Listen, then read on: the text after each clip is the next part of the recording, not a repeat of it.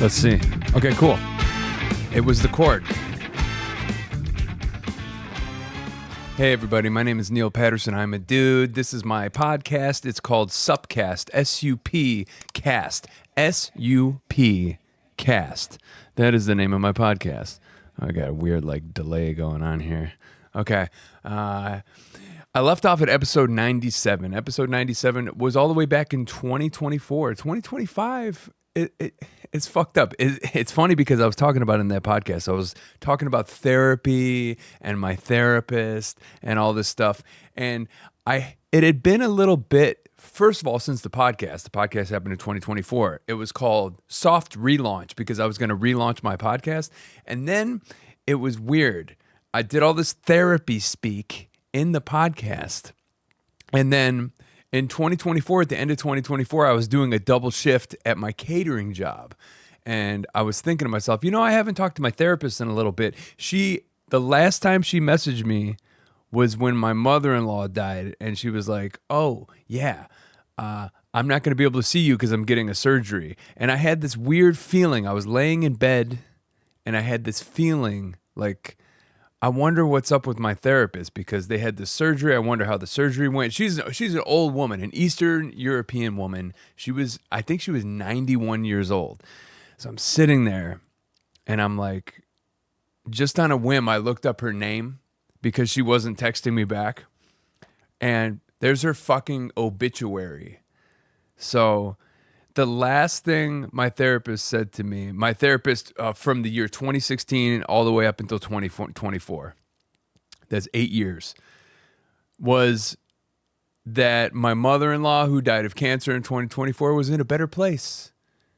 And even turns out she was sick and getting surgeries and she was close to dying. But she never talked about herself. She never fucking talked about herself. So I'm sitting there, I'm looking at the thing, and it's her obituary just hits me. My therapist died. My therapist died in 2024, right after I made this podcast talking about how she saved my life, essentially. And so my mother-in-law passed away in 2024, and my therapist passed away in 2024, and I found out just by reading the internet. And then I started doing a deep dive. I was looking around the internet. Turns out she never fucking talked about herself. She was a celebrated addiction recovery specialist. Celebrated. And not only that, she kept me on as a client after she retired because she thought we were doing good work. So she was like a literal living angel. She just continued to help me even when she was done working. She's like, yeah, I'm done working. Time to retire. I'm 90 years old. I'm sick. I've been doing this shit forever. But I'm going to keep this weird guy. I'm going to keep talking to this guy, Neil Patterson. She helped me out a lot. I feel like she changed my life. But yeah, just I wanted to start the podcast off and just being like, my therapist died. So the last episode 97, I'm just like, therapy speak. And then I was like, I'm going to get back to doing the podcast again. And then I got real busy with work. Then my therapist died. And the other thing too, she didn't talk about herself. She was a Holocaust survivor. She was Eastern European. It's just she was in Europe during the Holocaust and she escaped to the United States. I don't know the whole timeline, and on top of it, she had a disfigured hand, right? She was had nubs on one of her hands, and I never asked her. She never talked about herself. We just talked about my problems. I walked in there, and I'm just like, oh, my dad never liked me. Oh, my dad never supported my music. My dad told me mean things, and this was after my dad died. She just helped me out with that, but I never asked him, what happened to your hand? She narrowly escaped a house fire, and it took her hand.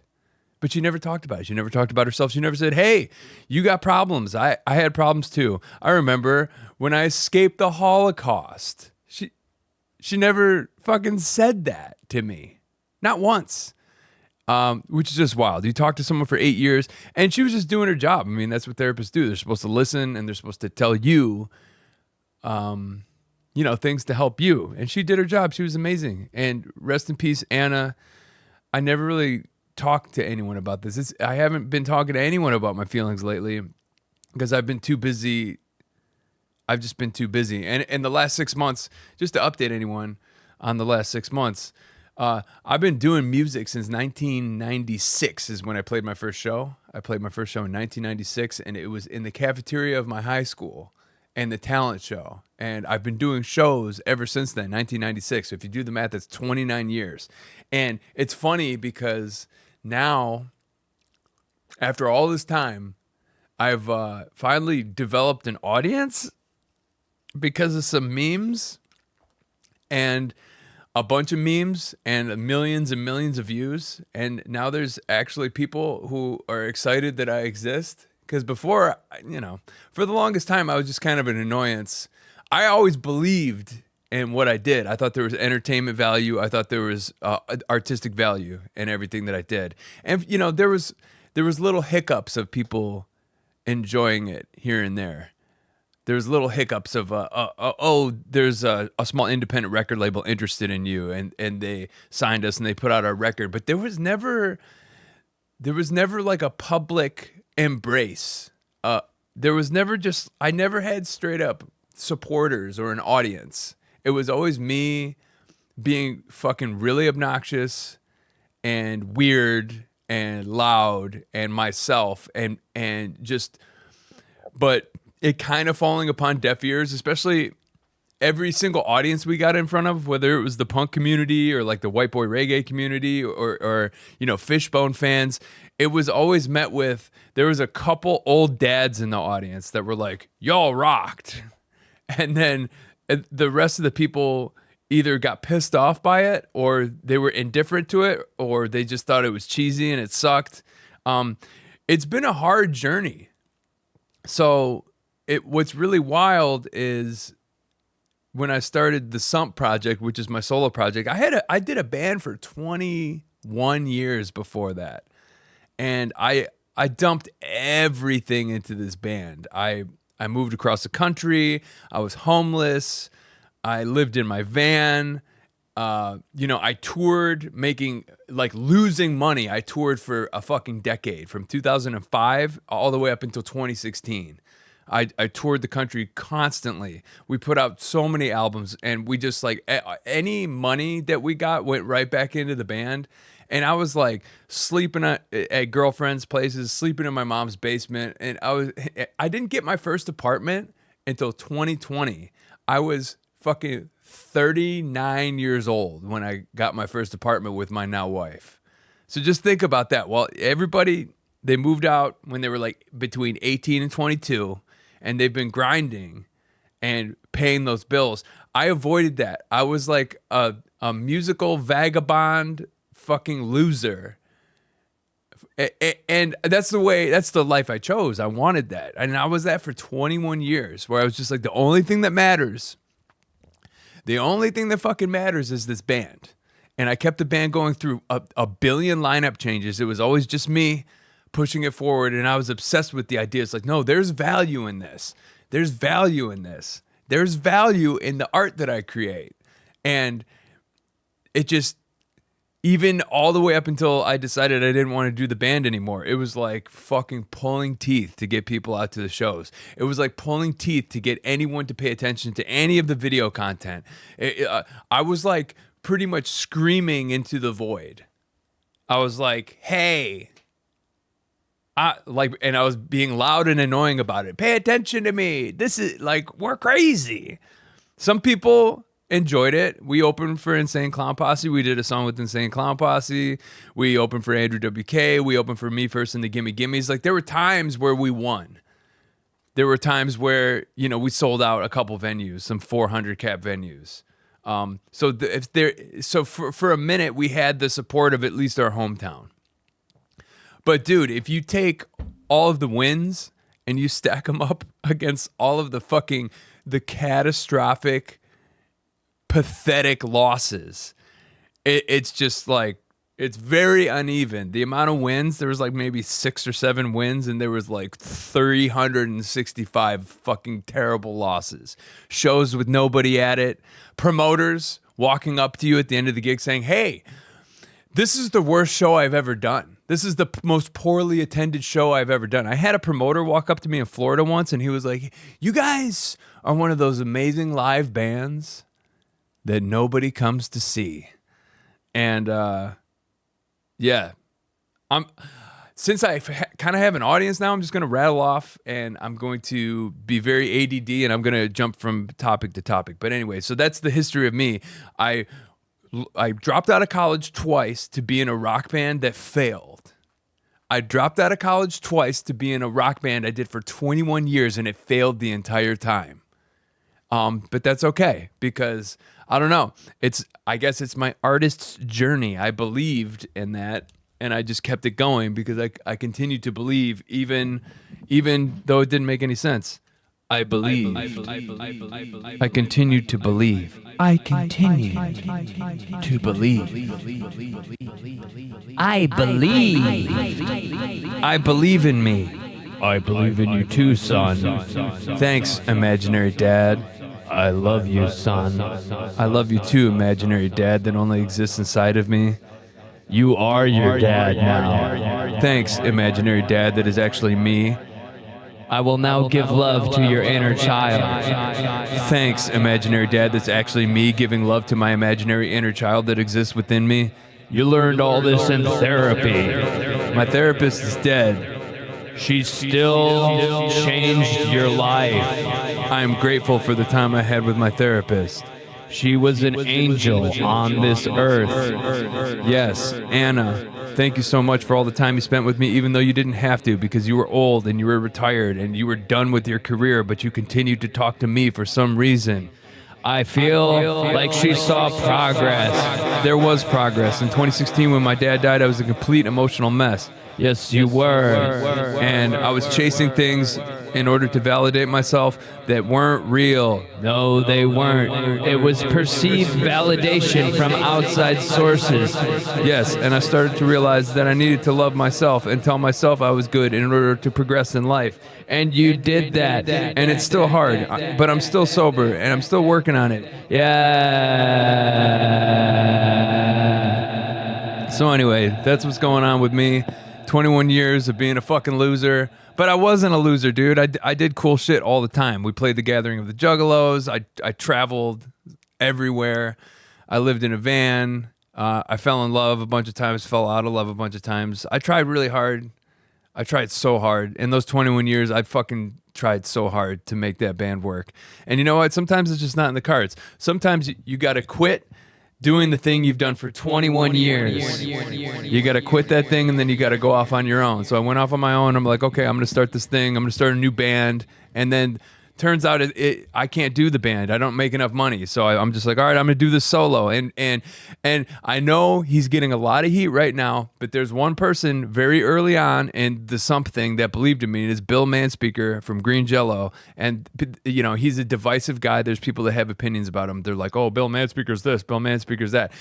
To me, Bill Manspeaker, even though he's yelled at me and called me names before, even though we've had beef before, Bill Manspeaker is one of the only people on this earth that told me, hey, you don't need a band. You can do this on your own, and then you can travel and do this fucking on your own. And I remember it was 2023, and I had just gotten engaged to my wife, and we were in LA, and I opened up for Green Jello at the Whiskey A Go-Go, and it kind of popped off. It was just me. It was SUMPP solo, not a band, just me and the drum machine, me and this shit, yeah, me and all this, dude, me and this. So, and that's what happened. That's what happened.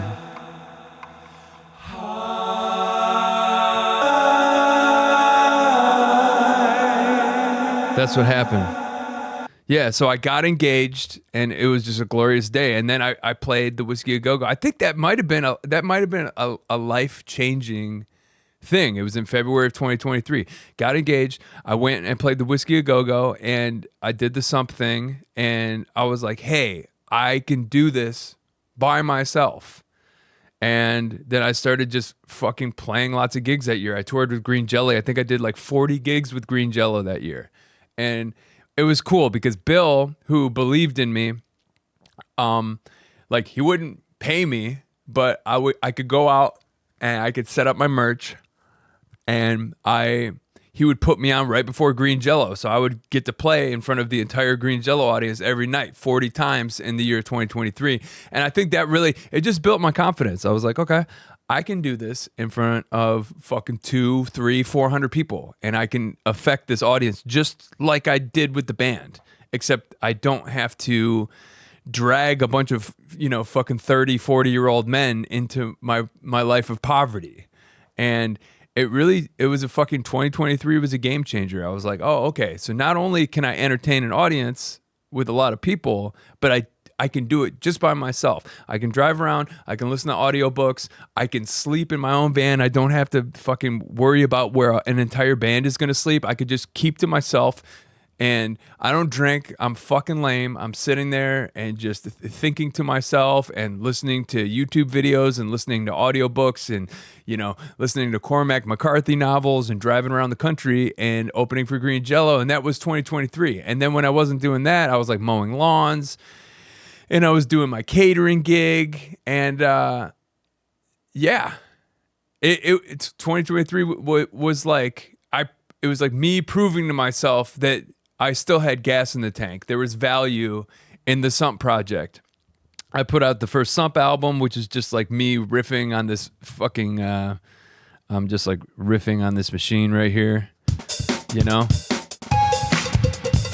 just riffing on the machine, and and I made up a bunch of songs, and some of them were good and some of them sucked, but it didn't matter because I was back. I wasn't in a band being like, oh, we all need to get together and write this music and we need to spend $10,000 to $15,000 on an album. I'm like shitting out music. I'm just shitting it out. Yeah, want to get that surgery? I'm shitting out music, and it feels good because I'm being myself again.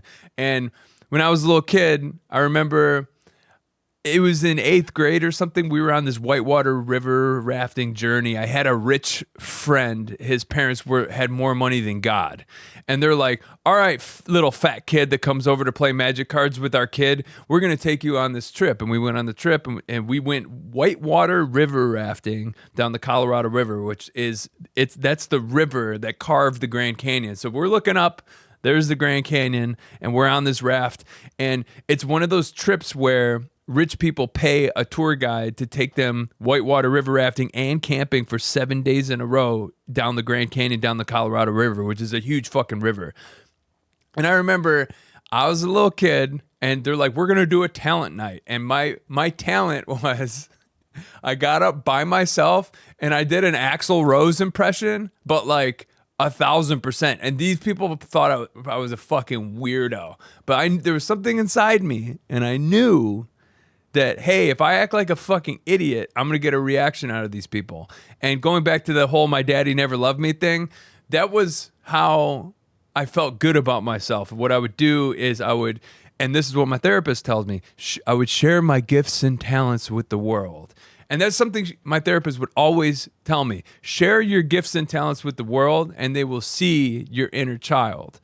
And so that night by the campfire, in the middle of the Grand Canyon, I shared my gifts and talents with the world by doing an Axl Rose impression. But you know what? I always did that, And I didn't realize until therapy that that's why I did that shit. It's because my daddy never told me I was good. So I would act like a jackass to get attention from people, and then I would make them laugh, and I'd be like, oh, I feel good about myself now. And that was the whole thing. I would I just wanted to be loved, man. I just wanted to be loved. And it's so funny because I did all this work in therapy on not relying on the public or social media or not relying on the love of another person to love myself. And I put a lot of fucking work into that shit. And it's just so funny that where this whole journey has taken me. It's like 21 years of being in a band, trying to attain the love and adoration of like rock fans and just having it fall upon deaf ears for over 2 decades. And then,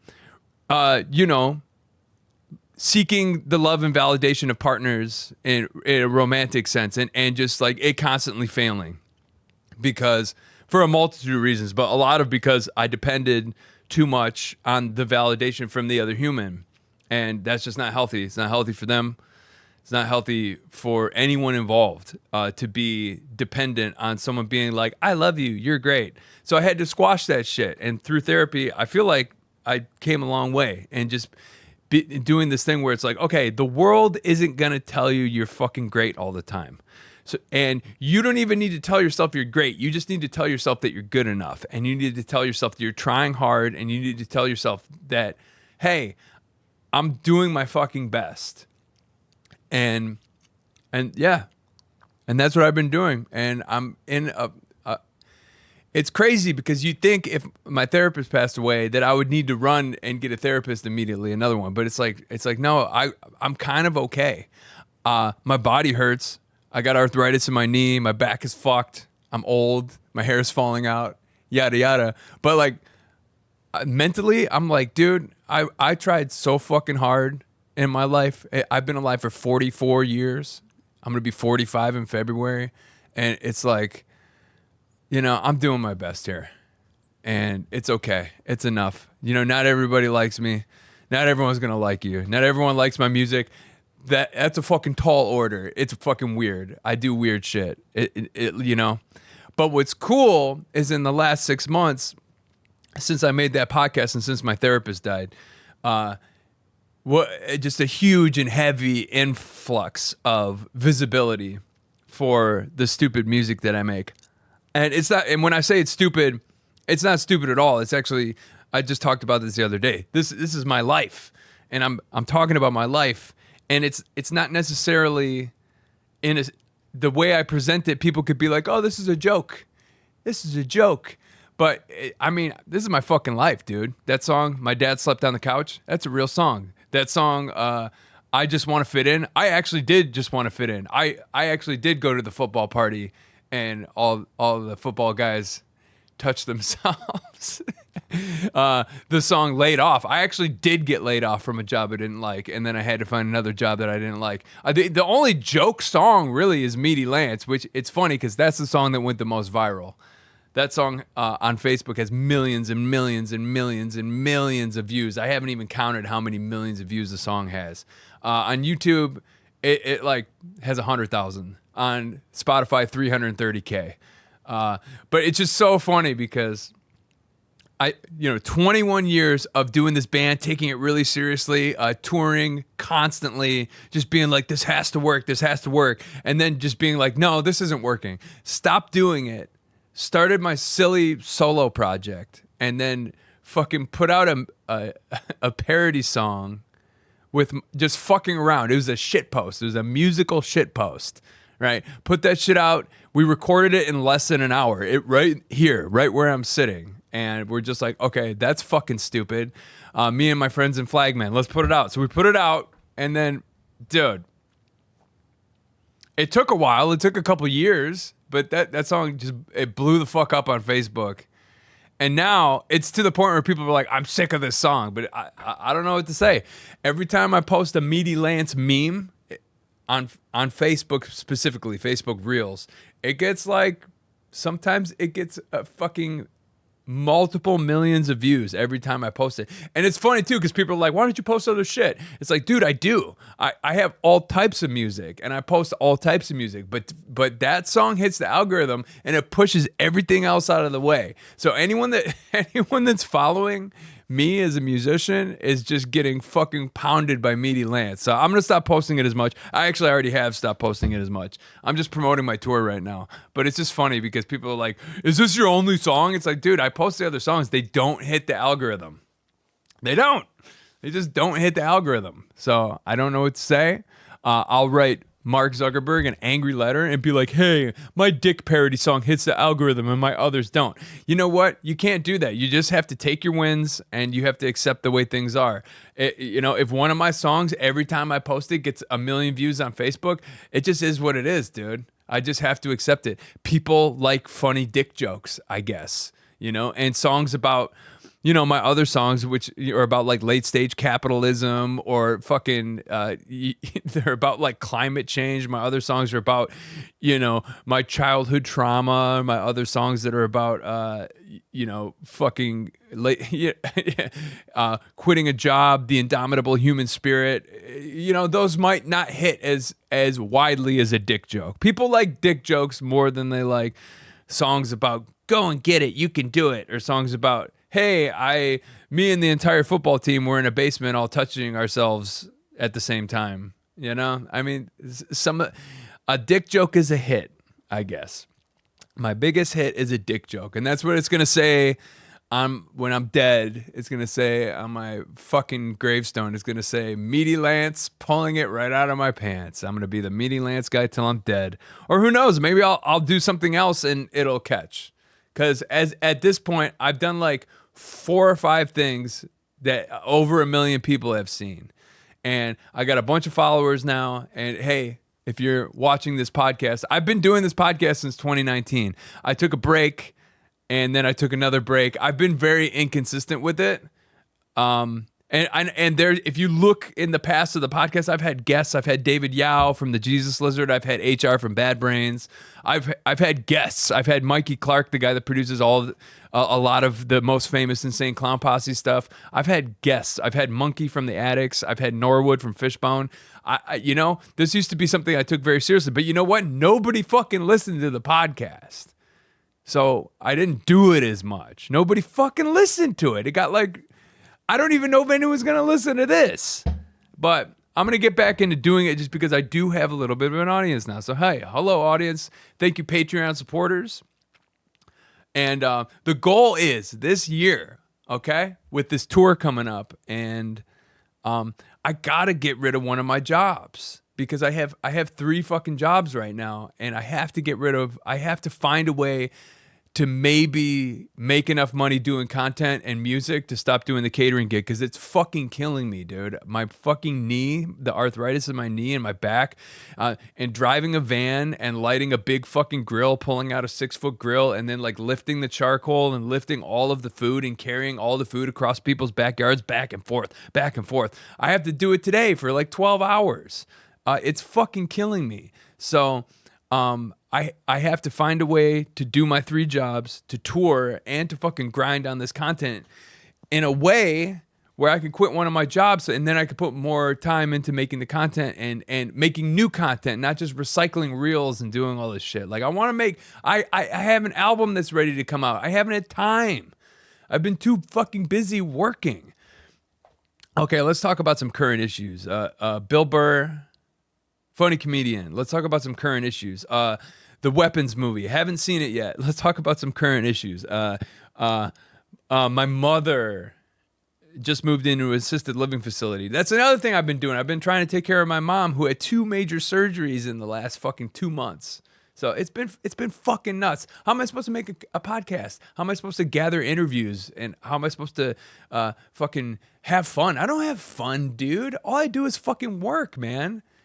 And the only time I have fun is when I'm on stage. I haven't played a show since like fucking last month. I opened up for Mickey Avalon. That was kind of fun. There was really nobody there. I drove down to Indiana with my wife though, and we whenever I'm with her, it's really nice because we don't really watch the show. We just look around and look at people and giggle to ourselves because the outside world is incredibly funny. Just going out into the world and experiencing people, it's fun. It's a fun thing. So that's what we do, and we're about to go to LA and spend some time together. I mean, all we fucking do is work, and I'm very grateful. I mean, we have this house. We're super fucking lucky, and we're lucky that we found each other because all of it happened on accident. She was a fan of my stupid band that I did for 21 years that nobody liked. She was one of the OnlyFans. We used to OnlyFans. She's not on OnlyFans. We had a joke though, and it was like when I get up on stage with my old band, and I'd get up on the mic and be like, "Nobody fucking cares," and then she's in the audience. She's like one person in the audience. She goes, "I care." She's the only person that cared.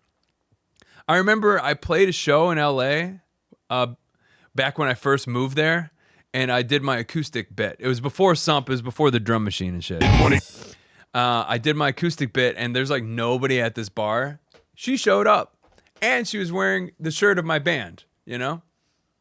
So I'll always remember that. I'll always remember that she liked me when I was an absolute fucking loser. And I'm still, you know, I'm still not a winner. I still qualify in the state of Michigan for being poverty level. But I have a roof over my head. I have this basement. I have this fucking microphone. Yeah, life is good, man. I'm working really, really, really fucking hard. And I'm trying to make this something be my third job instead of my actual third job. If I could replace the third job I have with SUMPP, then I can put more effort into the podcast, more effort into the YouTube, more effort into the videos, and start putting out better stuff. So yeah, I'm manifesting that shit for 2020, the tail end of 2025 into 2026 is like, I'll probably still pick up hours at the catering company just because it's easy, quick money, but it is fucking up my body. I'm in a lot of pain. My fucking knee doesn't work. It's I'm just like but it's not all bad. So yeah, that's it. I'm doing the podcast. I'm talking to myself in a basement. I have feelings. My therapist died, but she was amazing. She continued to help me even after retirement. My mom is now in an assisted living facility, but she's right over there, so I can visit her every day. I can make sure she has her microwave meals that she likes. You know, I can make sure she doesn't know how to work an iPhone. We bought her an iPhone, and it's just, I don't know what it is about that age group, or like that. She's a legitimate boomer. It's not like okay boomer, the meme. She's like an actual fucking baby boomer. She was born in 1948. And every day she's like, my phone won't work. It's not that the phone won't work. It's just that you don't know how to operate it. And bless her heart. So that's the other thing too. We got to get my mom. We got to learn her on the iPhone because, yeah. We're having a tough time. But I just want to say to anyone out there, the normal podcast format, a lot of times it's an interview. Sometimes it's me playing music, which I'm going to do a song here to end it out. Sometimes it's an hour long. Sometimes it's 35 minutes long. But this is a little reintroduction to who I am, Neil Patterson. I'm a dude. I was born in 1981. I went to college twice. I dropped out to be in a band. I played in that band for 21 years before I realized it really wasn't working, and I stopped doing it, and I went solo. I started doing this SUMPP thing, and then I started putting out videos on the internet. Some people saw those videos, and now there's people. So, hey, people. And it's still not like millions of fucking people, but there's people out there that tell me nice things. They're like, oh, you're a decent musician. You're funny. You know, and like people with blue check marks too. And not that that's all that matters, but when the daughter of your favorite fucking musician, see if you can see that. And I'm not going to just drop names, but let's just say one of my favorite musicians of all time is this guy right here. When the daughter of that person hits you up on Insta and says, hey, I'm coming to your show in LA, it's a good feeling. You know, and that's the thing is I don't need that validation. I'm not going to die if I don't get that validation because I wake up every morning, I'm like, dude, you're working really hard and you're trying really hard and you're doing your best. I don't need that validation, but it is pretty fucking nice when you're at the Rock and Roll Hall of Fame and you take a picture next to this guy with a mustache, and then an hour later, his fucking daughter is like, hey, we're coming to see you. What the actual fucking, that's amazing. Okay? So it's like all of this work, all of this sacrifice, and it's nice. You know, it's not going to like make me be able to quit my 3 jobs, but when, I don't know, it's nice to get a little bit of validation here and there. Especially when you've been working at this for almost 20, you know, I've been playing shows for 29 years, you know, my old band and then now SUMPP. And I'm going to the UK. These fuckers hit me up and they're like, we're going to pay you to come to the United Kingdom. That's fucking amazing. I can't even describe how fucking amazing it is. And if my therapist was still alive, she would be like, you see? She would always do that. When something went well, she'd be like, you see, you share your gifts and talents with the world, and they'll be recognized. What she didn't predict is that it might take 29 years. It might take 29 years, and there's still going to be duds on this tour. There's still going to be fucking duds. There's going to be shows in front of fucking nobody. But you know what? The people who come to those shows are going to be there because they saw my shit online and they want to be a part of the thing. They want to experience it live. And it's a good show. So I suggest anyone listening to this, you go get tickets, SUMPmusic.com. I'm touring the West Coast. I'm doing 22 shows. Some of them still aren't announced yet. Some of them are in people's garages. But I'm going to make this shit happen. I got a lot of shit to do today, so I'm going to make this short. Maybe I'll do a song real quick. Yeah. And, this is my podcast, SUPcast. And this is episode 98. Yeah, so I'm going to do a song. And I'm down for the short podcast format. I've been filming for like 39 minutes right now, and edited down is probably going to be about 30. That's fine with me. You don't need to hear me talk for a fucking hour. If I had a screen in front of me where I was like surfing the internet and commenting on things, maybe I would do that for an hour, but this is just me talking about my life. Yeah, I'm a dude. I've been playing music for 29 years. Some people are actually listening now. My biggest song is a dick song, but I got songs about other stuff too, and that's fucking awesome. I'm going on tour. I hope to see you out there. Get tickets. Some people are saying nice things. That's nice, but also, I'm trying to be nice to myself, and I'm repeating myself, and I'm going to play a song, and that's it. Okay, bye.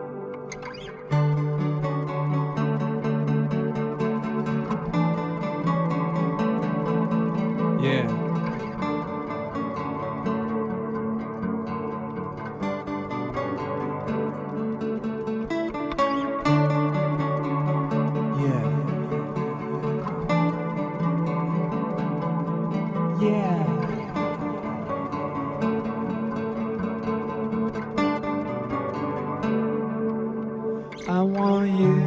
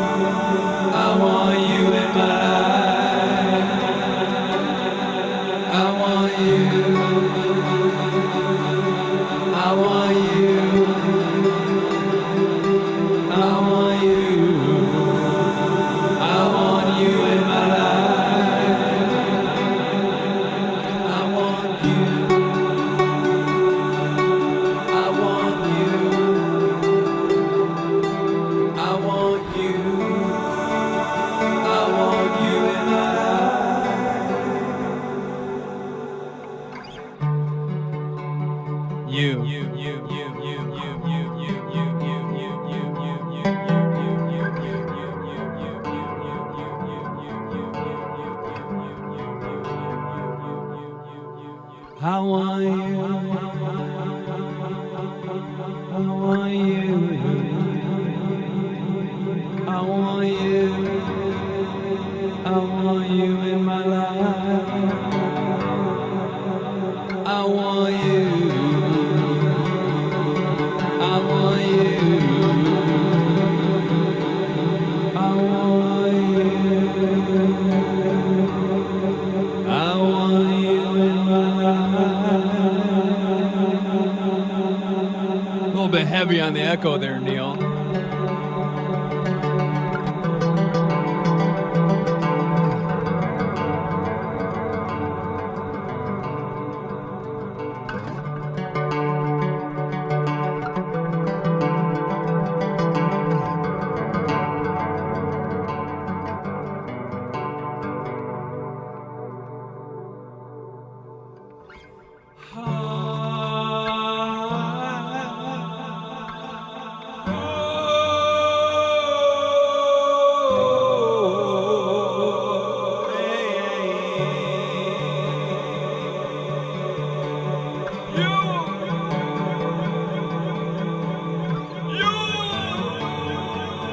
I want you in my life.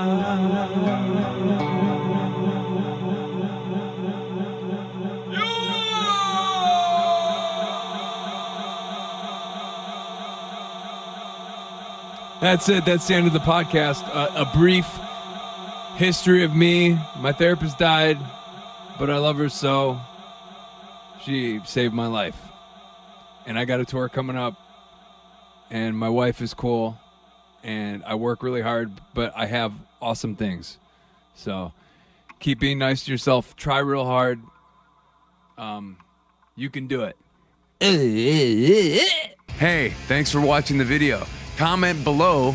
It helps the algorithm. And then there's a Patreon link right here if you want to support the channel. You could also subscribe. And there's another video around here that you can watch if you want to watch more stuff. Your time is greatly appreciated.